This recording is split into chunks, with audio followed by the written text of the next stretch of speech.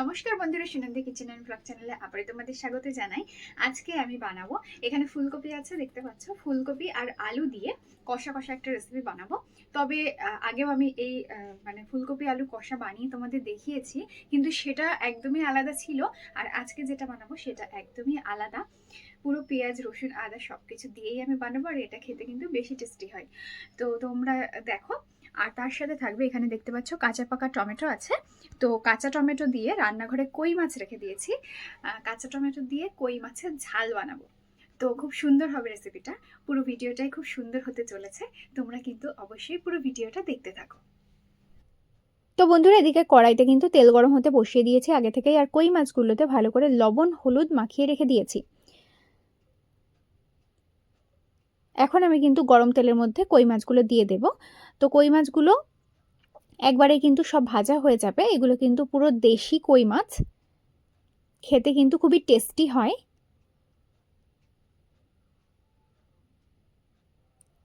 তো তোমরা আর কে কি মাছের রেসিপি দেখতে চাও, সেটা কিন্তু অবশ্যই আমাকে কমেন্টে লিখে জানিও। আমি কিন্তু অবশ্যই বানিয়ে দেখাবো। তো মাছগুলো কিন্তু আমার খুব ভালো করে ভাজা হয়ে গেছে। আমি খুব শক্ত করে ভাজিনি, মানে খুব কড়া করে ভাজিনি, একটু হালকা পাতলা করে ভেজেছি। দুই পিঠ কিন্তু খুব সুন্দর করে ভাজা করে নিয়েছি, তুলে নিচ্ছি।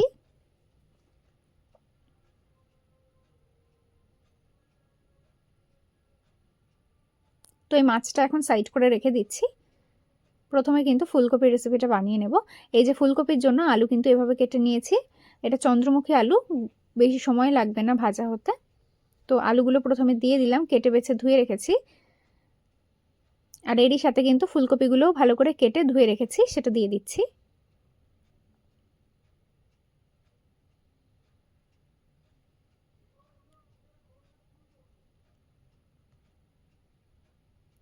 অল্প পরিমাণ লবণ দিয়ে কিন্তু আলু আর ফুলকপি প্রথমে ভালো করে ভাজা ভাজা করে নিতে হবে।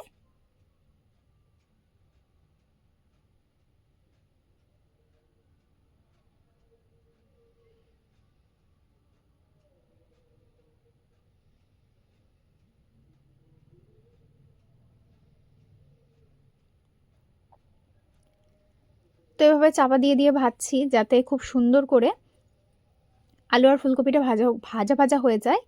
তো এদিকে আমার আলু আর ফুলকপি কিন্তু ভাজা করা হয়ে গেছে। এখন আমি তেল থেকে তুলে নেব।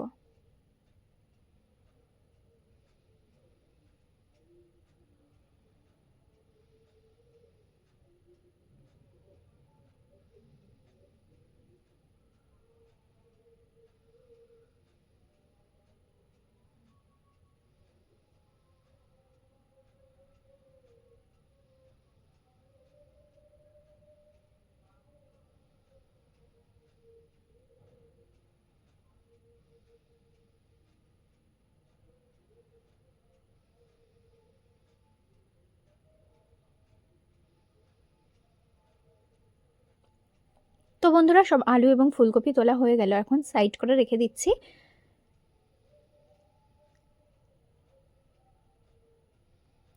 তো এই তেলেই কিন্তু রান্নাটা হয়ে যাবে। দিয়ে দিলাম তেজপাতা। ফুলকপি রান্নাটা আগে করে নেব। দিয়ে দেব শুকনো লঙ্কা,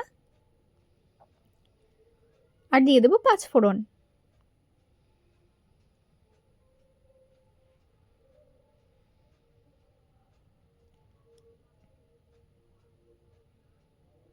তো বন্ধুরা, দিয়ে দেব প্রথমে পেঁয়াজ কুচি। পেঁয়াজটা একটু ছোট ছোট করে কুচি করতে হবে।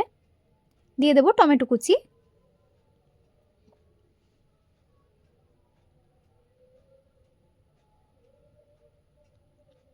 অল্প পরিমাণ তেল দিয়ে দেব কড়াইতে।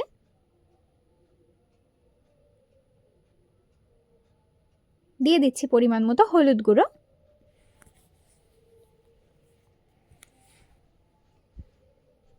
এরই সাথে দিয়ে দেব পরিমাণ মতো লবণ।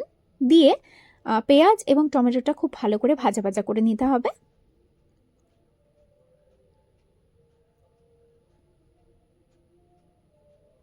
তো দেখতেই পাচ্ছ, টমেটো কিন্তু খুব ভালো করে গলে গেছে এবং পেঁয়াজ খুব ভালো করে ভাজা ভাজা হয়ে গেছে। এখন আমি দিয়ে দেবো, এখানে আছে আদা রসুন এবং শুকনো লঙ্কা বাটা।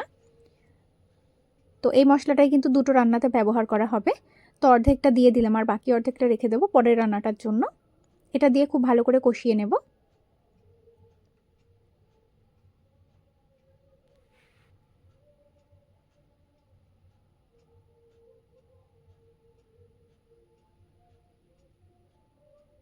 তো দেখতেই পাচ্ছ বন্ধুরা, খুব সুন্দর করে মশলা কষানো হয়ে গেছে, মশলা থেকে খুব সুন্দর করে তেল ছেড়ে গেছে। এখন আমি দিয়ে দেবো, এখানে আছে গোটা জিরে, গোটা ধনে, গোটা মৌরি শুকনো খোলায় ভেজে ভালো করে গুঁড়ো করে রেখেছি, সেটা দিয়ে দিলাম 2 চামচ মতো। আর এর সাথে দিয়ে দেব গরম মশলা গুঁড়ো,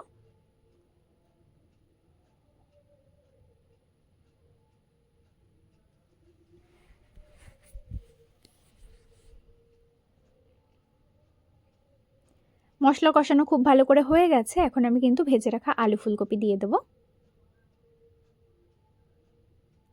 এটা দিয়েও খুব ভালো করে কষিয়ে নেব।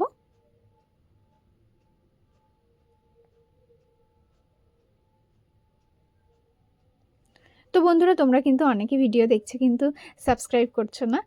তো বন্ধুরা প্লিজ সাবস্ক্রাইব করে দাও, যাতে আমি আরও সুন্দর সুন্দর ভিডিও তোমাদের সামনে দেখাতে পারি।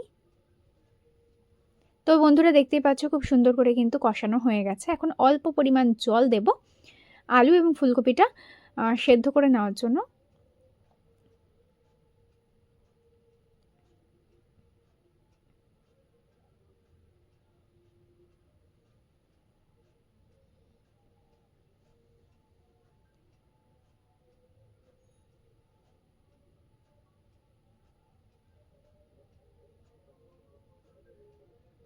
তো বন্ধুরা ওপর থেকে কিন্তু ধনেপাতা কুচি দিয়ে দেবো। আমার রান্নাটা কিন্তু হয়ে গেছে, আলু আর ফুলকপি খুব সুন্দর করে কিন্তু সেদ্ধ হয়ে গেছে। তো একটা রান্না হয়ে গেল, দেখিয়ে দিই তোমাদের। তো দেখতেই পাচ্ছ আলু ফুলকপি খুব সুন্দর করে সেদ্ধ হয়ে গেছে দুটোই। এখন কিন্তু এটা নামিয়ে নেব।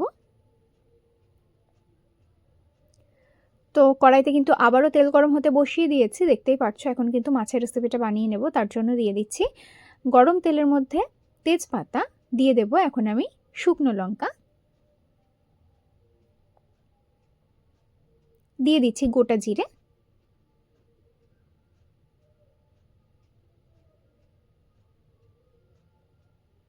দিয়ে দেবো এখন পেঁয়াজ কুচি, পেঁয়াজটা একটু ছোট ছোট করে কুচি করতে হবে। দিয়ে দেবো টমেটো কুচি, পাকা টমেটো কুচি, আর কাঁচা টমেটোগুলো কিন্তু গোল গোল করে কেটে রেখেছি, যেটা পরে ব্যবহার করব। তো টমেটো এবং পেঁয়াজ ভালো করে ভাজা ভাজা করে নিতে হবে। দিয়ে দেবো হলুদ গুঁড়ো,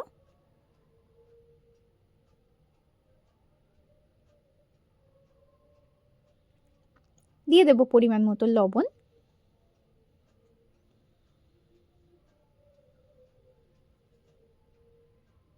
খুব ভালো করে ভাজা ভাজা করে নেব। তো বন্ধুরা দিকে দেখতেই পাচ্ছ টমেটো খুব ভালো করে গলে গেছে এবং পেঁয়াজ খুব ভালো করে ভাজা ভাজা হয়ে গেছে। সেই মশলাটাই কিন্তু দিয়ে দেবো আদা রসুন এবং শুকনো লঙ্কা বাটা, দিয়ে খুব ভালো করে কষিয়ে নেব। তো দেখতেই পাচ্ছ মশলা খুব ভালো করে কষানো হয়ে গেছে। এখন আমি দিয়ে দিচ্ছি স্লাইস করে রাখা, গোল গোল স্লাইস করে রাখা কাঁচা টমেটো। তো এই কাঁচা টমেটোগুলো কিন্তু এভাবেই কাটতে হবে এই মাছের রেসিপিটা বানানোর জন্য, তবেই কিন্তু খেতে ভালো লাগবে।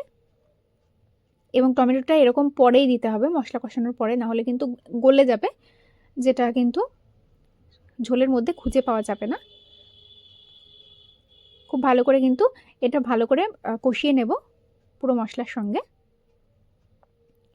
তো দেখতেই পাচ্ছ টমেটো কিন্তু হাফ সেদ্ধ হয়ে গেছে এবং মশলা কষানো তো পুরোপুরি রেডি।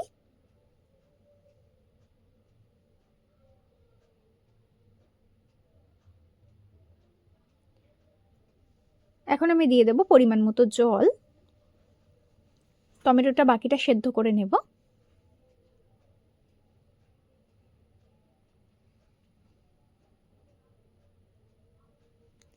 তো বন্ধুরা দেখতেই পাচ্ছ ঝোলটা খুব সুন্দর করে ফুটে উঠেছে। এখন আমি ভেজে রাখা মাছগুলো দিয়ে দেব। তো মাছগুলো দিয়ে কিন্তু একবার ফুটিয়েই নামিয়ে নেব। তো বন্ধুরা আমার আজকের এই দুটো রান্না তোমাদের কেমন লাগলো অবশ্যই কমেন্টে লিখে জানিও। আর যদি ভালো লেগে থাকে অবশ্যই কিন্তু একটা লাইক করে ভিডিওটি শেয়ার করে দিও। যারা যারা এখনো পর্যন্ত সুনন্দা কিচেন অ্যান্ড ব্লগ চ্যানেলটা সাবস্ক্রাইব করে নাওনি, তারা কিন্তু অবশ্যই সাবস্ক্রাইব করে আমার পাশে থেকো এবং সাবস্ক্রাইব করার পর বেল আইকনটা প্রেস করে রেখো। আবার দেখা হবে তোমাদের সঙ্গে নতুন কোনো ভিডিও নিয়ে, ততক্ষণ টাটা।